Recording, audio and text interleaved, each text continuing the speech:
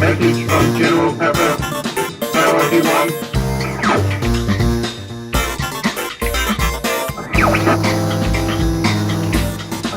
Do a barrel roll. Barrel roll. Do a barrel roll. Use the barrel roll. I was going to make a video about how to build a rig in this terrible climate with RAM and graphics card prices, but I think I'm just going to have to show you instead, because we're kind of using all the approaches and techniques that I would use anyway. So this is a perfect show you instead of tell you example. I was going to make one of those listy videos. Forget that, we're going to do it this way. I'm going to show you how I went about this. You may have noticed already, this is like a totally makeshift studio. I had the light today, I had this wall just like sticking around. Thought it was a great opportunity to film this way. This video has slightly less light bleeding into the shot than my normal videos. You know, it would surprise most of my viewers to know my dad is actually a cinematographer, so it's like a utter crying shame that my videos look this bad. Believe me, my next investment is not going to be into a PC, it's going to be in a camera and good audio equipment. But for now, I'm going to do the best I can. Alright, so what do we got? We have a brand new case that we got on sale. I really like this. This is the, oh my god, what's the name of it? Define Mini C by Fractal Design.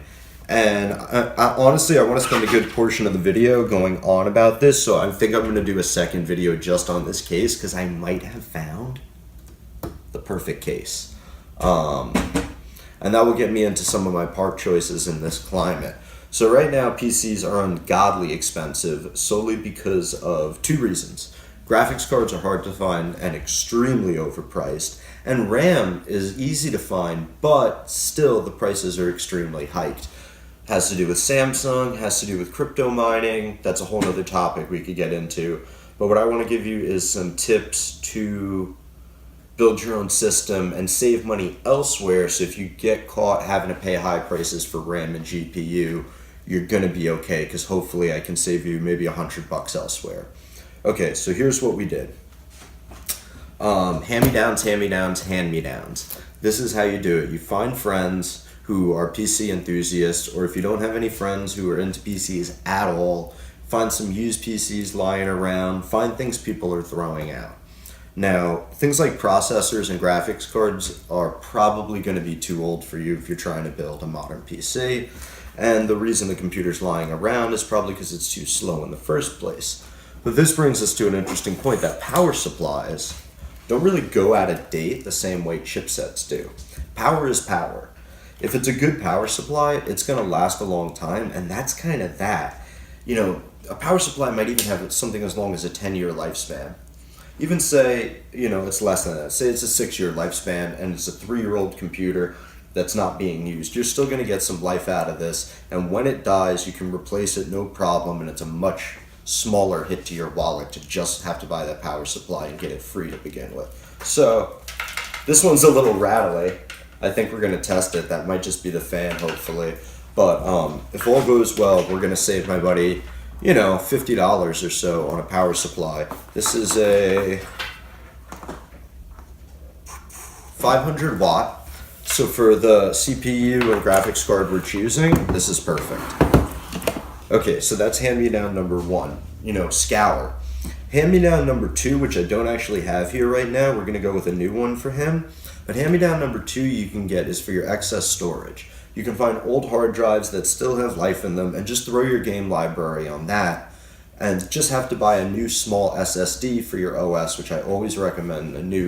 Any new modern builds, you want your OS on either an M.2 if you can get it, or at least a 2.5-inch SSD. Always have your OS on an SSD, but your game library can spill over to something like an old hard drive that may only be a 0.5 terabyte or a 1/4 terabyte, which you would never pay for today. But hey, if it's free, tear it out of the rig, reformat the thing, and throw something unimportant that you can re-download in case the drive fails. Something like your game library that, you know, if the drive fails and it does die because maybe it's towards the end of its life, you didn't lose, you know, like all your family photos. That should be backed up on something new, preferably redundant. One more part I forgot to mention that can make a great hand-me-down. If you're not the type of person who cares about glass and lights and presenting your pieces really nice, take one of those hand-me-down computers you find, gut that chassis, carve out whatever you need to make your modern parts fit, and you've got a free chassis. You can paint it and whatever, and or just leave it. Sometimes a really cool old school sleeper chassis is neat, that you have an old looking computer that's actually performs well and up to date. So there's that. That's another thing you could steal. Chassis don't really go out of date except for their looks. And if you like it, and that's great. Like I said, processors, graphics cards, motherboards, even RAM, those things, anything you get hand-me-down from that category is probably going to be too old for your purposes of modern gaming or anything like that. They make good HTPCs and things you can throw together with them for sure. But what we're really looking for that doesn't go out of date so quickly is power supplies, anything hardware-wise like fans that still work, coolers, chassis, and some old hard drives that you don't need to rely on. If they fail, that can handle your spillover game library. Tip number 2, and this is totally biased, and believe me, I am an AMD fanboy, but I totally acknowledge the strengths of Intel and especially NVIDIA. I play nice with all parts. I really like them all. Competition's great, which is what we have now. This is another hand-me-down, and I know not everyone's going to be lucky enough to get something like this, but this is my best friend, and I wanted to give him a jump start. He's got a family. He works a job every day. Gaming is one of his only releases he gets to have during the day, after he's providing for everyone in his life. So it's I'm happy to give him this. This is a Ryzen 1500X that we had in my daughter's computer that I replaced with a 1600X. I really wanted to see the difference. The difference is there in high-end gaming. I don't really see it anywhere else, honestly. A few games I see a performance boost, like Destiny and PUBG. Probably not worth getting the whole new processor, but whatever. I wanted to do it, and now I had this, and I was willing to give him this. So, if you're on the AMD platform, you won't have the bar none fastest frames per second, but what you will have is the best bang for your buck by far. These processors that are really good are under $200. You can go up to 3 if you need 8 cores. And the motherboards, importantly to point out here, are vastly more affordable than the motherboards on the Intel side, what's been released so far. Kind of with the exception of ITX, that's a little expensive. But one of my major recommendations I'm going to make, I stopped listing this, is not only go with AMD if you're on a budget, but also go with an matx form factor. Most of the affordable boards are matx, and you're really not missing a lot of features. Some of them you can even fit 2 cards, and who the hell is running 2 graphics cards in this climate anyway? Most people are doing one good single card, and that's good for them. So an matx case is going to save you $20-30 off its mid-size counterpart, a full ATX. And an matx motherboard is going to save you a lot of money too. I got what I believe to be a fantastic motherboard for the price is the ASRock, and you have to be specific because there's a lot of different models. This is the good one with the heat sinks and 4 DIMM slots. It's an ASRock B350 matx. I'll put a link in the description. Update the BIOS a few times for early adopter, tweaks, but other than that, the motherboard's been a little champ, and it has decent heat sinks on the VRMs and things like that. So it's very overclock friendly, even for a B series board. So, what have we gone over? Hand-me-downs, get your hands on some hand-me-downs. Shoot for AMD or matx form factors if you're on a budget. Power supplies, hard drives, even things like fans that still work nice. You see here, I also happen to have, this was from another friend's PC. This cooler actually wasn't enough for our 8-core 8350 old FX chip we had. So we went with a big Corsair cooler on that, on his computer, and this just, sat in the parts bin. And he's another friend of our friends, so the parts are just circling through the group of friends. And that's really fantastic. This had barely any use. I'm going to give it a little cleaning. I didn't even clean it yet. The plate's kind of clean, at least. And that'll be That'll be his cooler, because I actually don't have the cooler for this anymore. I repurposed it and used it for something else. So he's going in this particular case with a processor, cooler, and power supply being given to him. And I'm going to do the build for him because I love this guy. He's my man, and we're going to have some fun with it too. We have a theme planned, which I'll talk about too. Okay, so these next few tips are kind of going to pertain to folks who maybe don't have a support system of PC people in their life, family members or friends, or just people in their network with extra parts to trade and pass down, or no one's throwing out computers near you. So let's say you have no resources there. What I want you to do is literally just do your best. Save up your money, always buy your parts at one time. Things go out of date almost all the time, prices go down. This cryptocurrency thing is a rare exception, and I can't see prices getting much higher. So wait till you have all your money and you can do it at once, and you can do it the right way.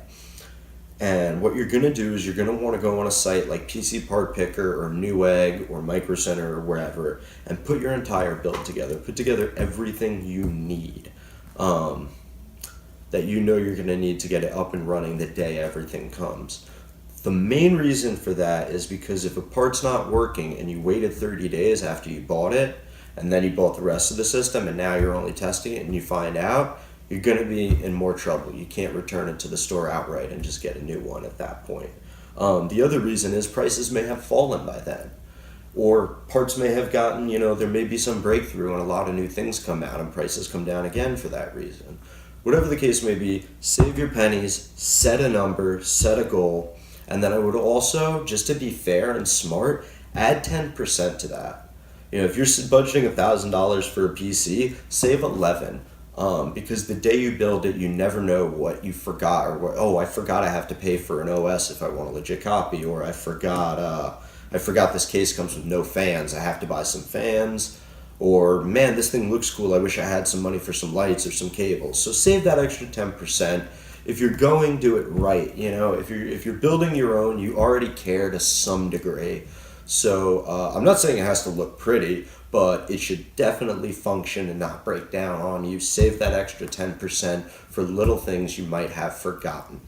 Now you're going to take that parts list, whatever it is, and you're going to post it somewhere. You're going to share it with groups of strangers. If you have no one you can really trust, go to YouTube channels or groups that have nothing but positive feedback. Don't go to groups with trolls that are just going to bash your build. Go somewhere where you're going to get some constructive feedback and take that advice. Don't feel like you have to take it all verbatim. Check that advice against other people's advice and try and see if you can tweak things to get better, bang for your buck. A lot of people don't realize they don't need to spend a lot to get a really decent power supply. A lot of times on a low power system, you really don't need to spend more than $45. A lot of people want this or that's expensive, and they don't realize if they take a tiny power dip, you might be able to get something more in your price range and quality. This chip's a perfect example. 1500X is like, what are these? When it came out, this says 190, but I think I paid 180, and I think they're even less now. This is a 4-core, 8-thread, 3.6, I believe? And it boosts up, I believe, as well. It's a 3.5 that boosts to 3.7. For under $200, that's none too shabby with the equivocal of hyper-threading. What do they call it? Simultaneous multi-threading. He's a multitasker. He's going to do maybe 2 or 3 1080p monitors. This is awesome. This is perfect. This combined with the SSD we're going to put in is going to make things move.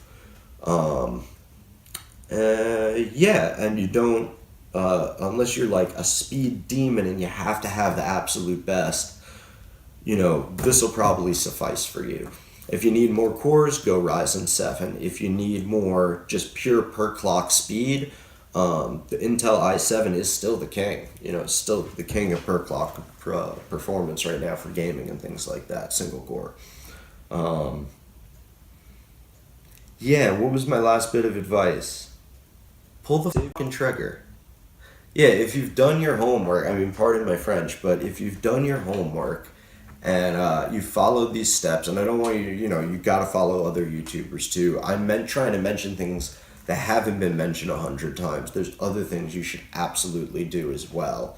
But if you've done your due diligence and you spent a few months doing homework, saving your money in a smart way, and you've got a good number, it's never going to be a perfect list, and it's never going to be a perfect build. As cool as my builds look, I don't think they're all perfect. I wish I could do things even better all the time. So just pull the trigger and do it. I mean, that's the beauty of unique PCs like this. No two are the same. So you're adding a unique fucking flower to the field or whatever, and I think that's really cool.